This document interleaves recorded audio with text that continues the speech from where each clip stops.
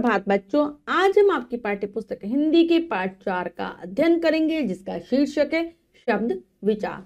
तो चलिए पाठ को पढ़ते हैं और जानते हैं शब्दों के विषय में कि उनकी रचना किस प्रकार से होती है, किस प्रकार से हम शब्दों का प्रयोग करते हैं। पाठ को शुरू करते हैं। पाठ 4 शब्द विचार।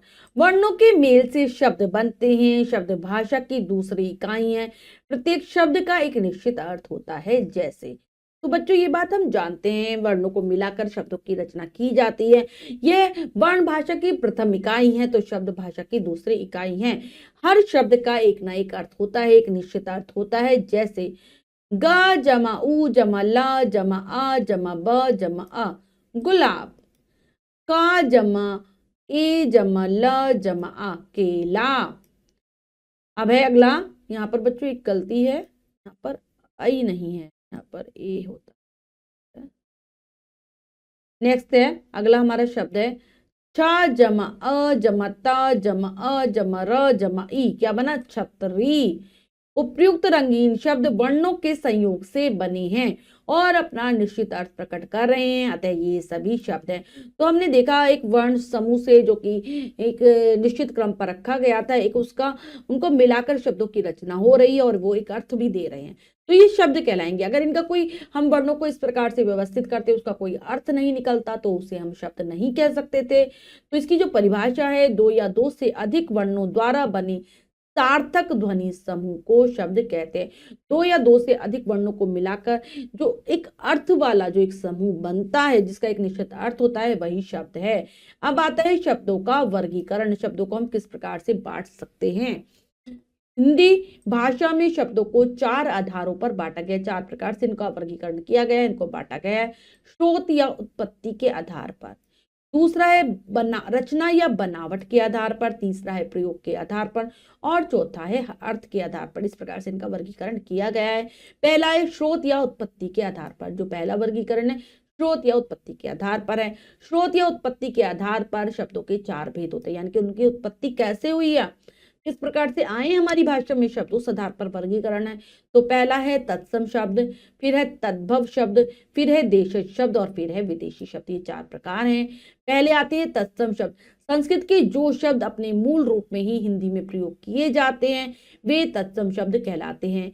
जैसे कोकिल, अग्नि, सर्प, घोटक आदि। मतलब बच्चों ऐसे शब्दों को तत्सम शब्द कहते हैं जो हैं तो संस्कृत भाषा के, लेकिन हम संस्कृत भाषा के शब्दों को वैसे ही रूप में अपनी हिंदी भाषा में स्वीकार कर लेते हैं। कोकिल, अग्नि, सर्प, घोटक आदि तत्सम के उदाहरण है। अब आता है तद्भव शब्द। संस्कृत के जो शब्द बदले हुए रूप में हिंदी में प्रयोग किए जाते हैं वे तद्भव कहलाते हैं। जैसे कोयल, कोकिल, आग, अग्नि, सांप, सर्प, घोड़ा, घोटक आदि। मतलब ऐसे शब्दों को तद्भव कहा जाता है जो है तो संस्कृत भाषा के, लेकिन हम रूप परिवर्तन के साथ उनको हिंदी में प्रयोग करते हैं। जैसे उदाहरण था कोयल, हिंदी भाषा का शब्द है लेकिन ये कोकिल से बना है जो कि संस्कृत भाषा का शब्द है, रूप परिवर्तन के साथ हिंदी में आया है, तो ये है हमारा तद्भव। कुछ अन्य तत्सम तद्भव शब्द, तो यहाँ पर तालिका के माध्यम से तत्सम तद्भव शब्दों के विषय में बताया गया। तत्सम तद्भव पढ़ते हैं तालिका के माध्यम से। स्वर्ण, सोना, अश्रु, आंसू, मित्र, मीत, मित्र का मीत। नेक्स्ट है मयूर, मोर, कर्ण, कान, मुख, मुंह, आम्र, आम, भ्राता, भाई, वायु, हवा, अश्व, घोड़ा, धैर्य, धीरज, सूर्य, सूरज। नेक्स्ट है पढ़ते हैं आगे तत्सम तद्भव की तालिका। उष्ट्र, ऊंट, मस्तक, माथा, दिवस, दिन, कंटक, कांटा, सप्त, सात, चंद्र, चांद, कर्म, काम, दंत, दांत, घट, घड़ा। ठीक है, इसको आप याद कर लेंगे। अब आता है अगला हमारा देशज शब्द। जो शब्द न तो संस्कृत से हिंदी में आए हैं और न ही अन्य भाषा से, बल्कि परिस्थिति एवं आवश्यकता अनुसार हिंदी में ही बना लिए गए हैं, वे देशज शब्द कहलाते हैं। जैसे पगड़ी, खिचड़ी, खटखटाना, घोंसला, तोंद आदि। मतलब ये किसी विदेशी भाषा के शब्द नहीं है, ना ही तत्सम है, ना ही तद्भव है। ये हमारे आसपास जो बोलियां बोली जाती हैं, विभिन्न प्रकार की हिंदी भाषा की ही बोलियां हैं, उनसे लिए गए शब्द है, अपने देश के ही शब्द है, इसलिए इनका नाम है देशज शब्द। कुछ शब्दों की रचना आवश्यकता अनुसार की भी गई है, जैसे पगड़ी, खिचड़ी, खटखटाना, घोंसला आदि ये हैं देशज शब्द के उदाहरण। अब आते हैं विदेशी शब्द। नाम से ही स्पष्ट है, जो शब्द दूसरे देशों की भाषाओं से हिंदी में आए हैं वे विदेशी शब्द कहलाते हैं। जैसे हमारे देश में क्या हुआ है, बहुत सी बार बहुत से विदेशी आए हैं, तो उनकी भाषा से शब्द आकर हमारी हिंदी भाषा में मिल गए हैं, यही विदेशी शब्द हैं। ये विभिन्न भाषाओं से आए हैं, जैसे अंग्रेजी से आए कौन से, skirt, hat, diary, tax, engineer, car, pencil आदि। अरबी से इंतजार, मुहावरा, शरबत, मतलब, कायदा, अखबार, इल्जाम आदि। तुर्की से तोप, कैंची, चाक, कुर्ता, कुली आदि। और पुर्तगाली से आए हुए शब्द हैं इस्पात, बाल्टी, अलमारी, आलपिन आदि। नेक्स्ट है हमारा अगला वर्गीकरण है बच्चों, रचना या बनावट के आधार पर। रचना या बनावट के आधार पर शब्दों के तीन भेद होते हैं, यानी उनकी रचना किस प्रकार से हुई है, किस प्रकार की उनकी बनावट है, उस आधार पर तीन भेद है। कौन कौन से हैं, रूढ़ शब्द, यौगिक शब्द और योग रूढ़ शब्द, ये तीन भेद हैं। पहले पढ़ते हैं रूढ़ शब्द के बाद विषय में, जो शब्द किसी सामान्य प्रचलित अर्थ को प्रकट करते हैं तथा जिनके टुकड़े नहीं किए जा सकते और या यदि किए भी जाएं तो उनका कोई अर्थ नहीं निकलता, वे रूढ़ शब्द कहलाते हैं। जैसे घोड़ा, पानी, छत, चित्र, घर, हाथी आदि। तो बच्चों ऐसे शब्दों को रूढ़ शब्द कहते हैं कि जो एक उनका एक सामान्य प्रचलित एक अर्थ होता है, वो अपना एक अर्थ बताते हैं और इनके हम टुकड़े नहीं कर सकते, टुकड़े करते हैं तो कोई भी अर्थ नहीं रह जाता जो इसमें वर्ण आए होते हैं उनका। तो मतलब ऐसे ही शब्द रूढ़ शब्द हैं। उदाहरण हो गया घोड़ा, पानी, छत, चित्र, घर, हाथी आदि। अगर हम इनके टुकड़े भी करके देखें तो कोई अर्थ ही नहीं बचेगा, ये रूढ़ शब्द हैं। अब आते हैं अगले यौगिक शब्द। नाम से स्पष्ट है, योग से, जोड़ से बने हैं। जो शब्द दो या दो से अधिक शब्दों के योग से बनते हैं वे यौगिक शब्द कहलाते हैं। जैसे बच्चों दो शब्दों के योग से इनकी रचना होती है और हर शब्द का अपना एक अर्थ होता है। जैसे फूलदान में क्या है, फूल जमा दान, पाठशाला में पाठ जमा शाला, सेनापति सेना जमा पति, देवदूत में देव जमा दूत आदि। तो देख रहे हैं हम किस प्रकार से अपना अपना अर्थ बता रहे हैं और मिलकर एक नए शब्द की रचना कर रहे हैं। अब आते हैं योग रूढ़ शब्द। जो शब्द दो या दो से अधिक शब्दों के योग से बनते हैं तथा अपने शाब्दिक अर्थ को छोड़कर किसी विशेष अर्थ को दर्शाते हैं वे योग रूढ़ शब्द कहलाते हैं। तो बच्चों जो योग रूढ़ होते हैं उसमें क्या होता है, दो या दो से अधिक शब्दों से मिलकर तो ये बनते ही हैं, लेकिन ये अपने शाब्दिक अर्थ को नहीं बताते। जो शब्दों का अर्थ होगा वो नहीं, एक विशेष अर्थ को ये बताएंगे। मतलब जो शब्द बनाए वो अपना शाब्दिक अर्थ नहीं दे रहा, एक विशेष अर्थ दे रहा है, तीसरे शब्द की तरफ संकेत कर रहा होता है। जैसे चतुर्भुज, चार हैं भुजाएं, जिसकी अर्थ तो ये हुआ, लेकिन ये तीसरे अर्थ को बताता है, अर्थात विष्णु, विष्णु भगवान। चतुर्भुज हम विष्णु भगवान को कहते हैं। नीलकंठ, नीला है कंठ जिसका, लेकिन हम किसको कहते हैं, शिव, अर्थात शिव आदि। तो ऐसे होते हैं योग रूढ़ शब्द। अब आता है अगला वर्गीकरण है प्रयोग के आधार पर। प्रयोग के आधार पर शब्दों के दो भेद होते हैं, दो भेद हैं। पहला है विकारी शब्द और दूसरा है अविकारी शब्द। विकारी शब्द के बारे में जानते हैं। विकारी शब्द लिंग, वचन या कारक आदि के कारण जिन शब्दों में विकार अर्थात परिवर्तन आ जाता है वे विकारी शब्द कहलाते हैं। मतलब जिन पर लिंग का प्रभाव पड़ेगा, वचन का प्रभाव पड़ेगा और कारक का प्रभाव पड़ेगा और उनमें कोई बदलाव आ जाएगा, कोई परिवर्तन हो जाएगा, वही विकारी शब्द होते हैं। जैसे लड़का, लड़की, लिंग का परिवर्तन करो तो शब्द भी बदल गया, लड़का का लड़की हो गया। लड़की, लड़कियां, वचन का प्रभाव पड़ा, लड़की का लड़कियां हो गया, एक वचन बहुवचन हो गया। लड़की, लड़की के लिए कारक में परिवर्तन हुआ तो हमारा जो शब्द रूप है वो बदला कारक परिवर्तन के कारण। विकारी शब्द चार प्रकार के होते हैं, यानी कि चार प्रकार के जो शब्द हैं उनमें बदलाव होता है, परिवर्तन होता है। पहला है संज्ञा, दूसरा है सर्वनाम, फिर है विशेषण और फिर है क्रिया। ये हमारे विकारी शब्द हो गए। अब आते हैं अविकारी शब्द। अविकारी शब्द कौन से होते हैं, लिंग, वचन या कारक आदि के कारण जिन शब्दों में विकार अर्थात परिवर्तन नहीं आता वे अविकारी शब्द कहलाते हैं। मतलब जिन पर ना वचन का प्रभाव पड़े, ना लिंग का प्रभाव पड़े और ना ही कारक का प्रभाव पड़े, वो अविकारी शब्द हैं। जैसे बालक धीरे धीरे चलता है, इसमें धीरे धीरे आया। बालिका धीरे धीरे पढ़ रही है, बालिका ने धीरे धीरे खाना पकाया। तो यहाँ पर लिंग परिवर्तन हो रहा है, बालक का बालिका हो रहा है, लेकिन जो धीरे धीरे आ रहा है उसमें कुछ परिवर्तन नहीं हो रहा। ये अविकारी शब्द होते हैं।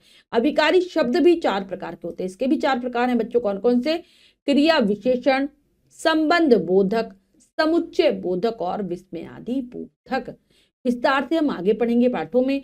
अब आता है अर्थ के आधार पर। अर्थ के आधार पर जो चौथा वर्गीकरण है शब्दों का वो इस प्रकार है। अर्थ के आधार पर बच्चों 6 भेद है। कौन कौन से? एकार्थी शब्द, अनेकार्थी शब्द, पर्यायवाची शब्द, विलोम शब्द, श्रुति सम भिन्नार्थक शब्द और अनेक शब्दों के लिए एक शब्द।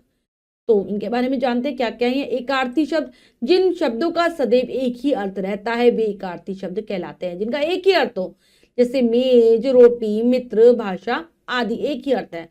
अनेकार्थी शब्द, जिन शब्दों के एक से अधिक अर्थ होते हैं, एक से ज्यादा अर्थ होते हैं, वे अनेकार्थी कहलाते हैं। जैसे अक्षर को हम वर्ण कहते हैं, ईश्वर भी कहते हैं, ब्रह्मा भी कहते हैं। कर, हाथ, किरण, टैक्स आदि इसके अर्थ होते हैं, अनेक अर्थ है इसके। अब आता है पर्यायवाची शब्द। किसी शब्द का समान अर्थ प्रकट करने वाले शब्द पर्यायवाची शब्द कहलाते हैं। जो कि एक जैसा समान अर्थ देते हैं वह पर्यायवाची है। जैसे आभूषण, गहना, अलंकार, भूषण उसको कहा जाता है। आग को अग्नि, अनल और ज्वाला कहा जाता है। नेक्स्ट है विलोम शब्द। किसी शब्द का विपरीत उल्टा अर्थ देने वाले शब्द विलोम शब्द कहलाते हैं। जैसे सज्जन का दुर्जन, पराधीन का स्वाधीन, जागरण का शयन आदि। जो उल्टे अर्थ बताते हैं वही विलोम होते हैं। जैसे रात दिन, काला गोरा आदि। अब आता है श्रुति सम भिन्नार्थक शब्द। ऐसे शब्द जो सुनने में तो लगभग समान लगते हैं किंतु उनके अर्थ भिन्न भिन्न होते हैं। मतलब सुनने में आपको एक जैसे लगेंगे लेकिन अर्थ अलग होगा। वे श्रुति सम भिन्नार्थक शब्द कहलाते हैं। जैसे आदि मतलब शुरू और आदि मतलब अभ्यस्त। कपट मतलब छल और कपाट मतलब दरवाजा। नेक्स्ट है अनेक शब्दों के लिए एक शब्द। ये क्या होते हैं? ऐसे शब्द जो अनेक शब्दों के स्थान पर प्रयोग किए जाते हैं वे अनेक शब्दों के लिए एक शब्द कहलाते हैं। जैसे मतलब बहुत सारे शब्द होंगे, उनके स्थान पर हम एक शब्द का ही प्रयोग कर दें और बात समझ में आ जाए। जैसे जानने की इच्छा रखने वाले के लिए जिज्ञासु, स्मरण कराने वाले के लिए स्मारक आदि शब्द प्रयोग किए। हमने जो भी सीखा है बच्चों शब्दों के बारे में उसको एक बार दोहरा लेते हैं। हमने सीखा के अंतर्गत दो या दो से अधिक वर्णों द्वारा बने सार्थक ध्वनि समूह को शब्द कहते हैं। जो कि दो या दो से ज्यादा वर्णों से मिलकर बना है और एक अर्थ दे रहा है वही शब्द है। हिंदी भाषा में शब्दों को 4 आधारों पर बांटा गया है। स्रोत या उत्पत्ति के आधार पर, रचना या बनावट के आधार पर, प्रयोग के आधार पर तथा अर्थ के आधार पर। स्रोत या उत्पत्ति के आधार पर शब्दों के 4 भेद होते हैं: तत्सम, तद्भव, देशज तथा विदेशी शब्द। रचना या बनावट के आधार पर शब्दों के 3 भेद होते हैं: रूढ़, यौगिक तथा योग रूढ़ शब्द। प्रयोग के आधार पर शब्दों के 2 भेद होते हैं: विकारी शब्द तथा अविकारी शब्द। अर्थ के आधार पर शब्दों के 6 भेद होते हैं: एकार्थक, अनेकार्थक शब्द, पर्यायवाची शब्द, विलोम शब्द, श्रुतिशम भिन्नार्थक शब्द तथा अनेक शब्दों के लिए एक शब्द। तो ये हमने अच्छे से दोहरा लिया है पाठ। अब हम अभ्यास कार्य कर लेते हैं। आओ अभ्यास कार्य के अंतर्गत पहला प्रश्न पढ़ते हैं, करने का प्रयास करते हैं। सही उत्तर वाले गोले को रंगिए। प्रश्न में 4 विकल्प है, 3 विकल्प गलत है, 1 विकल्प सही है। हमें सही विकल्प चुनना है, सही का निशान लगा देना है। करते हैं। वर्णों के सार्थक मेल को कहते हैं शब्द, वर्ण, वर्णमाला, अक्षर। तो सार्थक मेल को हम कहते हैं शब्द। कुली शब्द है देशज, विदेशी, यौगिक, योग रूप। तो ये विदेशी शब्द है। रचना या बनावट के आधार पर शब्दों के कितने भेद होते हैं? 2, 3, 4, 5। तो ये 3 होते हैं। 2 या 2 से अधिक शब्दों के योग से बनने वाले शब्द कहलाते हैं रूढ़ शब्द, यौगिक शब्द, योग रूढ़ शब्द, तत्सम शब्द। तो 2 या 2 से अधिक शब्दों के योग से बनने वाले शब्द कहलाते हैं यौगिक शब्द। किसी शब्द का समान अर्थ प्रकट करने वाले शब्द कहलाते हैं। शब्द क्या कहलाते हैं? अनेकार्थक शब्द, पर्यायवाची शब्द, श्रुतिसम भिन्नार्थक शब्द सभी। तो ये कहलाते हैं पर्यायवाची शब्द। नेक्स्ट है सही वाक्य के सामने सही तथा गलत वाक्य के सामने गलत का चिन्ह लगाइए। हमें सही गलत बताना है। करते हैं। तत्सम शब्द अपने मूल रूप में हिंदी में प्रयोग किए जाते हैं। बिल्कुल सही। प्रत्येक शब्द का अपना एक निश्चित अर्थ होता है। बिल्कुल सही। हिंदी भाषा में शब्दों को 5 आधारों पर बांटा गया, नहीं 4 आधारों पर बांटा गया है। इंजीनियर शब्द संस्कृत भाषा से लिया गया है, नहीं ये अंग्रेजी भाषा का शब्द है। गलत हो जाएगा। लिंग, वचन या कारक आदि के कारण विकारी शब्दों में परिवर्तन होता है। बिल्कुल सही। नेक्स्ट है स्थानों की पूर्ति कीजिए। करते हैं। प्रत्येक शब्द का एक निश्चित अर्थ होता है।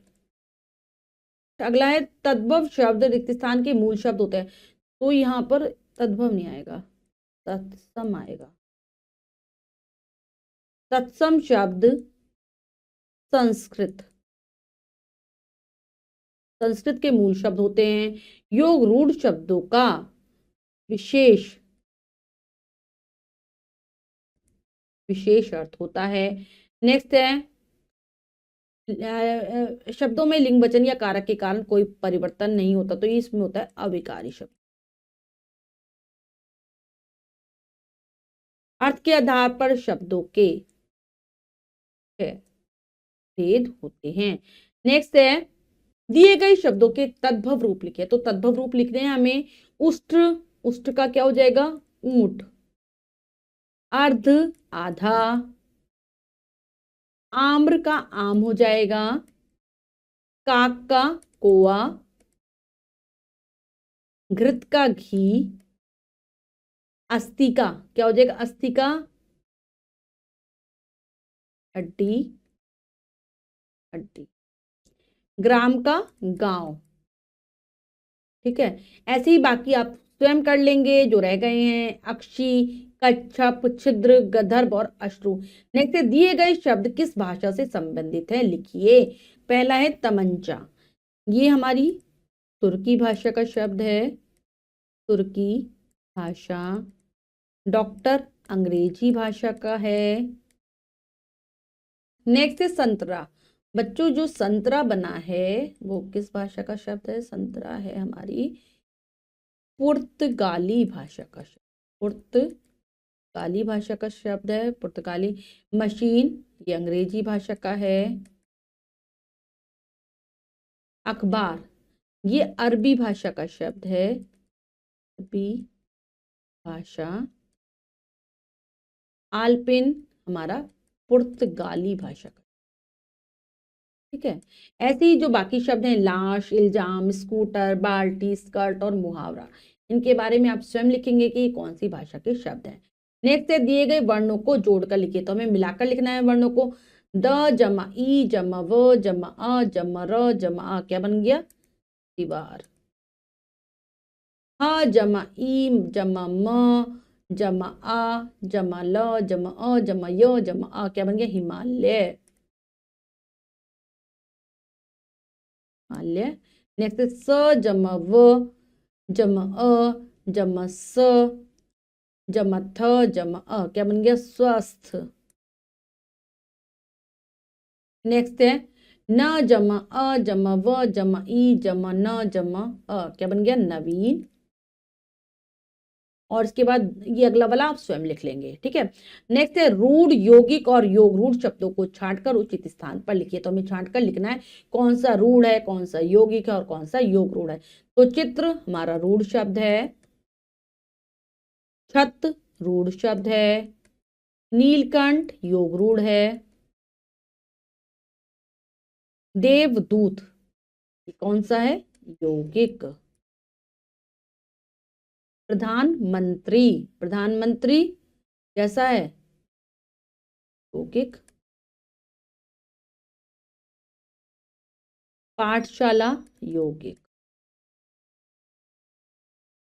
इसके बाद जो हैं शीशा, लंबोदर, घर, सेनापति, पीतांबर और गिरिधर, इनके बारे में आप स्वयं लिख लेंगे, छांट कर इनको इनके इनके कॉलम में लिख देंगे। तो बच्चों हमने पाठ को बहुत अच्छे से समझकर पढ़ लिया है। इसके बाद हमने कार्य भी किया, अभ्यास कार्य भी किया।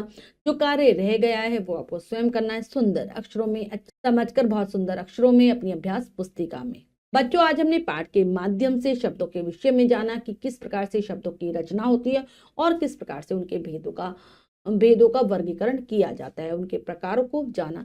आशा करती हूँ यह पाठ आपको बहुत अच्छे से समझ आ गया होगा। शब्द की परिभाषा याद करेंगे, तत्सम तद्भव शब्दों की तालिका को भी याद कर लेंगे।